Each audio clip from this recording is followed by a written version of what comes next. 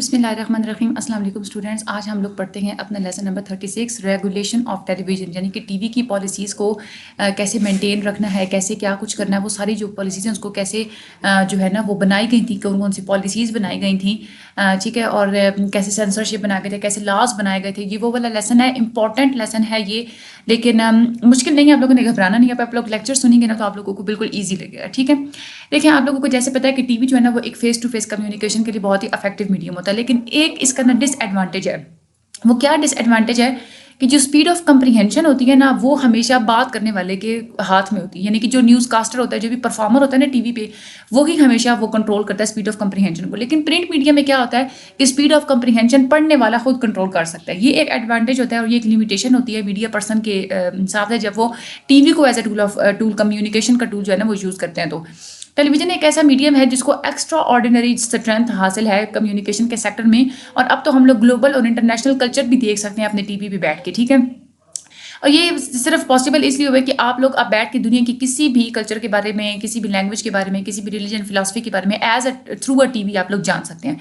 PTV जैसे कि आप लोगों को पता है कि ये एक स्टेट कंट्रोल चैनल है, और पहले सर अर्ली फेज में तो ज़्यादा होता था, अब भी है खैर, लेकिन इसके जो एक स्टेट कंट्रोल स्टेटस है ना, इसकी वजह से बहुत सारी एक प्रॉब्लम्स भी हुई हैं मीडियम ऑफ कम्युनिकेशन में भी, और medium of as a medium of information तो बहुत ही ज़्यादा, क्योंकि इस पर ये स्ट्रिक्टनेस होती थी कि गवर्नमेंट के खिलाफ कोई भी इंफॉर्मेशन नहीं देनी। 1998 तक तो टीवी के पास ना कंप्लीट मोनोपोली थी नेशनली, यानी कि सिर्फ ये एक ही चैनल था, कोई और चैनल उस वक्त नहीं था इसके कंपटीशन में। लेकिन फिर इस मोनोपोली को ख़त्म करने के लिए आ गए थे हमारे पास डिश एंटीने, ठीक है। और डिश एंटीने के आने से क्या हुआ था कि पीटीवी की जो अपनी जो एक स्टेटस था ना वो थोड़ा सा कम हो गया था, ठीक है, डेवलप्ड कंट्रीज़ में सिर्फ, डेवलप्ड सिटीज़ में सिर्फ, ठीक है, क्योंकि ज़्यादातर जो पॉपुलेशन है ना वो हमारी रहती है देहातों में, ठीक है, और वहाँ पे उनके पास इतने पैसे नहीं होते कि वो डिश एंटीना जो है ना वो लेने को वो अफोर्ड कर सके। तो हम लोग ये कह सकते हैं कि डिश एंटीने की प्रेजेंस में भी टीवी की जो कंपटीशन है ना वो इतना ज़्यादा कोई कम नहीं हुआ था, ठीक है, मतलब वैसे ही रहता, ज़्यादा अफेक्ट नहीं हुआ था, ठीक है। अच्छा, उसके बाद पॉपुलैरिटी आ गई हमारी सैटेलाइट कम्युनिकेशन में पूरी दुनिया में, और उसके अलावा पॉपुलैरिटी की वजह से भी और कुछ इंटरनेशनल और नेशनल लेवल पे कुछ प्रेशर भी था कि गवर्नमेंट के लिए ना अपनी इन्फॉर्मेशन को और सोर्सेज ऑफ इन्फॉर्मेशन को छुपाना, लोगों से छुपाना जो है ना वो पॉसिबल नहीं रहा था। तो 1998 में फेडरल इंफॉर्मेशन मिनिस्ट्री जो है उन्होंने ये डिसाइड किया था कि हमें इजाज़त दे देनी चाहिए कि लोगों को कि वो अपने चैनल्स भी बना सकें, ठीक है। तो उस वक्त जो है ना प्राइवेट रेडियो टीवी चैनल्स जो है ना वो ऑपरेट होना स्टार्ट हुए थे। लेकिन वहाँ पे फिर जो है ना एक रेगुलेटरी बॉडी बना गई थी, पैमरा। पैमरा का मतलब है Pakistan electronic media regulatory authority. याद कर लें, आप लोगों की शॉर्ट क्वेश्चन में भी जो है ना ये स्टैंड्स फॉर आती हैं, ठीक है। तो पैमरा बनाया गया था। पैमरा का ये काम था कि वो रेगुलेट करता था कि प्राइवेट चैनल्स के ऊपर ना एक नज़र रखता था कि पॉलिसीज़ के खिलाफ या कोई गलत चीज़ जो है ना वो ना दिखाएं। तो पैमरा का जो रूल्स का पूरा एक क्राइटेरिया क्या क्या था, वो पहले ये सारा एक क्राइटेरिया देखते थे, ये सारे कंडीशन जिसमें पाई जाती थी जिस एप्लीकेशन में, उसको फिर वो लाइसेंस देते थे। एक इकोनॉमिकली वायबिलिटी होनी चाहिए, यानी इकोनॉमिकली जो है वो जो बंदा चैनल बना रहा है वो फिट होना चाहिए, उसके पास टेक्निकल कंपिटेंस होनी चाहिए, यानी कि बढ़ता हुआ जैसे जैसे टेक्निकल आप लोगों को पता है टेक्नोलॉजीज बढ़ रही हैं तो उसके साथ कॉप अप करने की भी उसमें सलाहियत होनी चाहिए, फाइनेंशियल कैपेबिलिटी होनी चाहिए, उसके पास एक क्रेडिबिलिटी काबिल एतबार बंदा होना चाहिए, पूरा उसका रिकॉर्ड जो है पिछला वो साफ होना चाहिए। उसके अलावा उसमें ये भी एक क्राइटेरिया होता है कि उसमें जो ऑनरशिप है वो किस हद तक पाकिस्तानी ऑनरशिप है, ठीक है। उसके अलावा टेक्निकल प्रोग्रेस जैसे बढ़ती चली जा रही है तो उस बंदे को जो ये चैनल खोलना चाहता है उसके पास न्यू टेक्नोलॉजी का इंट्रोडक्शन भी होना चाहिए। मार्केट जैसे जैसे एडवांस होती जा रही है तो मार्केट के सारे कंसेप्ट उसके पास होने चाहिए। यूनिवर्सल सर्विस ऑब्जेक्टिव्स जो है उनमें वो कंट्रीब्यूट करता हो, और जो दूसरे जो इकोनॉमिक और जो सोशल डेवलपमेंट प्रोग्राम्स होते हैं उनमें भी कंट्रीब्यूट करता हो, ठीक है। तो ये वाला क्राइटेरिया है, ये बहुत ज़्यादा इंपॉर्टेंट है आपके लॉन्ग के हिसाब से भी, और या शॉर्ट में भी आपसे कहा जा सकता है कि जो क्राइटेरिया था उसके कोई 3 जो है वो आप लोग लिखें, ठीक है। आगे इशुएंस ऑफ लाइसेंस। लाइसेंस कैसे देते हैं? सबसे पहले जो अथॉरिटी होती है ना वो एप्लीकेशन की जो एप्लीकेशन होती है उसको देखती है, ठीक है। अगर वो एप्लीकेशन से जो है ना सेटिस्फाई हो जाती है कि जितनी भी एप्लीकेंट्स की जितनी भी कंडीशंस हैं वो क्राइटेरिया के मुताबिक हैं, प्रोसीजर के मुताबिक हैं, जो भी सेक्शन 19 के ऑर्डिनेंस में बताया गया ना उसके मुताबिक है सारा कुछ। तो फिर वो एप्लीकेबल जो लाइसेंस फीस होती है वो लेके, और उसके बाद एक बिडिंग प्रोसेस होता है। बिडिंग प्रोसेस का मतलब ये होता है कि वहाँ पे वो देखते हैं कि कौन ज़्यादा काबिल बंदा है, मतलब एक कंपटीशन का जो प्रोसेस होता है ना, उसमें से एक चुनना होता है उन्होंने कुछ बंदों को, ठीक है। और उसके बाद एक सिक्योरिटी डिपॉजिट होता है, उसके वो लेके और उसके बाद जो है ना फिर लाइसेंस इशू कर दिया जाता है एप्लीकेंट को। जो शेड्यूल बना हुआ होता है ना कि हमारे सारे क्राइटेरिया के, इसमें जितनी भी टर्म्स और कंडीशंस हैं, इसके अलावा भी अथॉरिटी कुछ और भी टर्म्स और कंडीशंस अपोज जो है ना वो इम्पोज कर सकती है अगर वो नेसेसरी समझे तो, ठीक है। उसके बाद फिर अथॉरिटी क्या करती है, अथॉरिटी फिर कंसल्ट करती है जो सूबाई जो गवर्नमेंट होती है उससे, कि वो आप जो है ना वो बताएं कि किस लोकेशन पे स्टेशन लगाना है और किस एरिया को जो है ना ये वाला स्टेशन जो है वो कवरेज देगा, ठीक है। और ये चीफ सेक्रेटरी जो होता है प्रोविंस का, वो सारे इन चीज़ों को देखता है, या चीफ सेक्रेटरी ने जो भी बंदा ऑफिसर जो ऑथराइज किया हुआ होता है वो ये सारे जो है ना वो काम देखता है। अब अगर अथॉरिटी जो है वो सेटिस्फाई हो गई है कि जो बंदा है जिसने एप्लीकेशन दी है वो पब्लिक इंटरेस्ट के लिए नहीं कर रहा, काम करना चाह रहा, या उसमें कोई अपना कोई ज़ाती मुफाद की वजह से वो चैनल खोलना चाह रहा है, या कोई भी और रीज़न जो उसकी राइटिंग्स में या जो एप्लीकेशंस में जो उससे कोई भी जो है वो अथॉरिटी को नज़र आती हैं, तो वो फिर क्या करते हैं कि वो एप्लीकेंट को एक दफ़ा वो चांस देते हैं बोलने का, उसको एक दफ़ा उसकी बात सुनते हैं, और फिर भी अगर वो बात क्लियर नहीं होती तो फिर वो उसके जो लाइसेंस उसको ग्रांट कर देते हैं। जब अथॉरिटी रिसीव करती है तो उस एप्लीकेशन रिसीव करने के 100 दिन के अंदर अंदर अथॉरिटी को डिसीजन लेना होता है, ठीक है। उसके अलावा अथॉरिटी सारी रेगुलेशंस भी बनाती है, एक प्रोसीजर जो है वो बनाना होता है ताकि शफाफ तरीके से एक बिडिंग प्रोसेस हो। यानी कि अगर जितने नंबर ऑफ लाइसेंसेस अगर देने होते हैं ना, ठीक है, उससे अगर ज़्यादा एप्लीकेशंस आ गई है तो जाहिर सी बात है कुछ लोगों को तो फिर वो रिफ्यूज़ करना होगा ना। तो फिर क्या करते हैं कि एक बिडिंग प्रोसेस होता है, उनमें से कुछ लोगों को जो है ना वो चुनते हैं, तो वो जो है ना वो एक शफाफ होना चाहिए। यानी कि ये नहीं है कि कोई रिश्वत की बेस पे या किसी की जो है ना वो अगर कोई आके वो सिफारिश करते उस बेस पे, नहीं, ऐसा नहीं होता, ठीक है। जो कैटेगरी जो किसी भी कैटेगरी के लिए लाइसेंस लेना है, हर कैटेगरी के लिए एक अथॉरिटी ने फिक्स किए होते हैं नंबर ऑफ लाइसेंस, ठीक है। तो अगर उसे एक्सीड कर दे तभी ये बिडिंग प्रोसेस होता है। अच्छा, कौन कौन सी ऐसी कंडीशंस होती हैं कि ब्रॉडकास्ट या केबल टीवी नेटवर्क स्टेशन को एप्लीकेशन नहीं ग्रांट की जाती। अगर कोई बंदा पाकिस्तान के शहरी नहीं है या वो पाकिस्तान में नहीं रहता तो भी उसको लाइसेंस नहीं दिया जाता।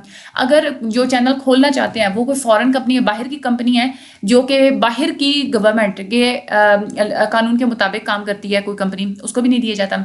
कोई ऐसी फर्म या कोई ऐसी कंपनी है जिसके ज़्यादातर शेयर जो है वो बाहर की नेशनल कंपनीज में है, या बाहर की नेशनल कंपनीज को कंट्रोल करती हैं, या उसकी मैनेजमेंट जो है वो फॉरेन नेशनल कंपनीज जो है वो कंट्रोल करती हैं, तब भी उसको लाइसेंस नहीं दिया जाता। कोई ऐसा बंदा जिसका लाइसेंस पहले ऑर्डिनेंस की खिलाफ वर्जी की शिक के मुताबिक जो है वो पहले, यानी कि इस वजह से कैंसिल किया गया हो कि उसने ऑर्डिनेंस की खिलाफ वर्जी किया, तो पहले उसका अगर लाइसेंस जो वो कैंसिल हुआ तो उसको फिर दोबारा लाइसेंस नहीं दिया जाता। अगर कोई ऐसा बंदा है जो पहले से ही कोई न्यूज़पेपर या मैगजीन या कोई स्टेशन पहले से चला रहा है, या कोई ब्रॉडकास्ट का कोई भी शोबा है, या कोई एडवर्टाइजिंग एजेंसी है जो उसकी अपनी है, या उसने जो है वो पार्टनरशिप की बेस पे चलाता है या वो ऑन करता है, तो भी उसको लाइसेंस नहीं दिया जाता। अच्छा, प्रोग्राम में कंटेंट किस तरह का होना चाहिए, इसमें क्या क्या गाइडलाइंस हैं। जो भी कंटेंट प्रोग्राम्स में या फिर एडवर्टीजमेंट्स में जो भी दिखाया जाता है, जो भी ब्रॉडकास्ट किया जाता है या ब्रॉडकास्ट के थ्रू डिस्ट्रीब्यूट किया जाता है, या जो केबल नेटवर्क स्टेशन में दिखाया जाता है, वो सेक्शन 20 ऑफ ऑर्डिनेंस जो है ना और कोड ऑफ कंडक्ट जो एक शेड्यूल में बताया गया है, कोड ऑफ कंडक्ट सेट किए गए उसके मुताबिक होना चाहिए, ठीक है। उसके बाद जितने भी प्रोग्राम्स हैं वो मोशन पिक्चर ऑर्डिनेंस की प्रोविजंस के मुताबिक होने चाहिए, और जितने भी रूल्स और code of conduct motion picture ordinance में बताए गए उसके मुताबिक होने चाहिए। जो भी एडवर्टीजमेंट्स जो दी जाती हैं वो जो TV code of advertising standards and practices है पाकिस्तान की, ये पूरा एक कोड है जिसमें लिखे होते हैं एडवर्टाइजिंग के क्या क्या उसमें होनी चाहिए, उसके मुताबिक होने चाहिए, ठीक है। जो ड्यूरेशन होता है एडवर्टाइजिंग का वो 3 मिनट से ज़्यादा नहीं होना चाहिए, और 2 एडवर्टाइजिंग के दरमियान कम से कम जो भी रेगुलर प्रोग्राम चल रहा है वो 15 मिनट तक चलना चाहिए, ठीक है। यानी कि 2 सक्सेसिव एडवर्टाइजमेंट, जो ब्रेक्स आई हैं ना, वो कोई भी ब्रेक मतलब 15 मिनट प्रोग्राम चलेगा, उसके बाद अगली ब्रेक आएगी, ठीक है। उसके अलावा जो लाइसेंसी है, जिसको लाइसेंस ग्रांट कर दिया गया है, उसको मेंटेन रखना होता है, और अपने सारे प्रोग्राम्स को रजिस्टर भी करवाने होते हैं जो उसने ब्रॉडकास्ट किए होते हैं, और जितने भी उसने प्रोग्राम्स डिस्ट्रीब्यूट किए होते हैं, जो उसने जितने भी प्रोग्राम चलाए होते हैं, चाहे वो ऑडियो की फॉर्म में हो चाहे वो वीडियो टेप्स की फॉर्म में हो, उसका उसने रिकॉर्ड एटलीस्ट 30 दिन तक रखना होता है, ठीक है। उसके बाद जो अथॉरिटी है वो कुछ रेगुलेशंस भी इशू कर देती है कि आप लोगों के जो जितने भी प्रोग्राम है इसमें मिनिमम इतना पाकिस्तानी कंटेंट होना चाहिए, जितने भी ब्रॉडकास्ट करेंगे आप डिस्ट्रीब्यूट कर रहे हैं, ठीक है। उसके बाद अथॉरिटी रेगुलेशंस से ये भी स्पेसिफाई कर देती है कि ये फलां जो चैनल है ये एलिजिबल है, ठीक है, जब वो देखते हैं ना कि इसकी ब्रॉडकास्टिंग और इसकी डिस्ट्रीब्यूशन सूटेबल है, अच्छी है, ठीक है, तो फिर वो क्या करते हैं, उसको as a eligible channel specify कर देते हैं। उसके अलावा जो केबल टीवी ऑपरेशन होते हैं, जो लाइसेंसी जो होते हैं, उनको ये कहा जाता है कि जो अपने जो मुल्क के जो टीवी चैनल्स हैं ना, टीवी ब्रॉडकास्ट चैनल्स हैं, नेशनल टीवी ब्रॉडकास्ट चैनल्स हैं, वो आप लोगों की जितनी भी आप लोगों की चैनल आप केबल पे चला रहे हैं, उसमें उस सारे बुके में पहले 5 चैनल्स की ऑर्डर में जो है ना, पहले 4 जो सीरियल ऑर्डर है ना, सॉरी पहले 5, उसमें जो है ना आप लोगों का ये नेशनल टीवी ब्रॉडकास्ट चैनल्स होने चाहिए, ठीक है। सबसे पहला जो सेंसर लॉ था वो ब्रिटिश लॉ ने इम्पोज किया था 1874 में, ठीक है, ब्रिटिश राज ने ये इम्पोज किया था 1874 में। ये एमसीक्यूज में अक्सर आता है, याद कर ले इसको। 1874 में ब्रिटिश राज ने इसको इम्पोज किया था थिएटर्स को रेगुलेट करने के लिए। फिर जब जनरल ज़िया का जो दौर था, उसमें इलेक्ट्रॉनिक मीडिया के ऊपर बहुत ज़्यादा रिस्ट्रिक्शंस लगाई गई थी, और उसके अलावा वो स्टेट कंट्रोल था, पहले ही उसको गवर्नमेंट कंट्रोल करती थी, लेकिन ज़िया ने फिर बहुत ज़्यादा एडिशनल रिस्ट्रिक्शंस उसके ऊपर लगाई थी। एक रिस्ट्रिक्शन ये भी लगा दी थी कि कोई भी जो है ना कोई भी बंदा वो ऐसे ड्रामे नहीं लिख सकता, ऐसी स्टोरीज नहीं लिख सकता जिसमें कैपिटलिस्ट और वर्कर्स के दरमियान का कन्फ्लिक्ट दिखाया जाए। जो झगड़ा होता है ना, मतलब बड़े हाई लेवल के बंदों में या कंपनीज के ऑनर्स में और लेबर्स में, वो नहीं वो दिखा सकती। और उस वक्त ये भी इजाज़त नहीं थी कि ड्रामे में कोर्ट के सीन्स दिखाए जाएं, या ड्रामे में या प्लेस में ना किसी किस्म के कोर्ट के अंदर का जो एक सीन्स होता है ना, वो दिखाने की भी इजाज़त नहीं थी। तो पीटीवी जो है ना अब इस वक्त बहुत ज़्यादा कंपटीशन फेस कर रहा है नेशनल लेवल पे भी, क्योंकि नेशनल लेवल पे बहुत ज़्यादा प्राइवेट चैनल्स हैं, और इंटरनेशनल लेवल पे भी बहुत ज़्यादा कंपटीशन जो है वो फेस कर रहा है। लेकिन बहुत सारे जो पॉपुलर चैनल्स हैं ऐसे, जो बहुत ज़्यादा जो है ना वो लोग उनको बहुत ज़्यादा प्रेफर करते हैं, देखते हैं। किसी भी बंदे के लिए ये पॉसिबल नहीं होता कि वो सारे के सारे चैनल देखे, ठीक है। तो लोग क्या करते हैं, शॉर्ट लिस्ट कर लेते हैं। शॉर्ट लिस्टिंग पॉलिसी होती है, यानी कि जो चैनल लोगों को ऑब्जेक्टिव लगते हैं ना, यानी कि सच्चे लगते हैं, वो उनको उन्हीं को देखते हैं, ठीक है। शॉर्ट लिस्ट कर लेते हैं, या फिर शॉर्ट लिस्ट प्रोग्राम्स होते हैं जिनको वो देखना चाह रहे होते हैं। जब इराक ने अटैक किया था 2003 में यूएसए पे, तो उस वक्त लोगों ने ना इंटरनेशनल न्यूज़ के लिए ना इंटरनेशनल चैनल्स देखने शुरू कर दिए थे। बहुत सारे वो चैनल्स देखते थे, तो लोगों ने ये रियलाइज़ किया था कि कुछ चैनल्स जो है ना वो बायस्ड, यानी कि झूठी खबरें देते हैं, तासुब की बेस पे एक पार्टी को जो है ना वो सपोर्ट करते हैं, सच्ची चीज़ नहीं दिखाते, ठीक है। और कुछ चैनल ऐसे हैं जो बिल्कुल ऑब्जेक्टिव है अपनी पॉलिसी में। तो उस वक्त लोगों ने ना कुछ चैनल्स को शॉर्ट लिस्टेड कर लिया, यानी कि जो ऑब्जेक्टिव और अनबायस्ड हैं उनको देखना स्टार्ट कर दिया था, और जो बायस्ड थे उनको देखना छोड़ दिया था। अब ऑलमोस्ट ऐसे चैनल्स जो जितने भी चैनल्स होते हैं ना, वो हमेशा कमर्शियल होते हैं, यानी कि उसमें कमर्शियल्स तो चल रहे होते हैं, एड्स आ रहे होते हैं। तो अब कमर्शियल्स के लिए भी ना चैनल्स के दरमियान एक फाइट चल रही होती है, क्योंकि एड्स ही होते हैं जो कि किसी भी चैनल को मार्केट में एग्जिस्ट करने में हेल्प आउट करते हैं। पाकिस्तान, अब पहले जो एक पाकिस्तान की बहुत टाइट पॉलिसी थी ना, अब उससे इसको छुटकारा मिलता चला जा रहा है पीटीवी को, यानी कि वो वही इंफॉर्मेशन दिखाता था जो कि गवर्नमेंट कहती थी, ठीक है। लेकिन अब जो है ना वो पॉलिसी से जो है ना वो वाटर टाइट कंपार्टमेंट पॉलिसी, मतलब ये वैसे एक जो है ना एज आपको क्या बताऊँ मैं, एज अ कॉशन जो है ना वो एक यूज़ हो रही है, मतलब एज अ मुकाला जैसे होता है ना, वो ऐसे जो है वो यूज़ हो रही है। तो वो क्या करते थे कि अब जो है ना वो पीटीवी ने लोगों को एक सच्ची न्यूज़ और इन्फॉर्मेशन दिखाना शुरू कर दिया, ताकि इसकी जो व्यूवरशिप है ना वो बरकरार रहे मार्केट में, क्योंकि जाहिर सी बात है झूठी खबरें दिखाएंगे तो लोग आजकल बड़े होशियार होते हैं, वो दूसरे चैनल्स को देखना स्टार्ट कर देते हैं।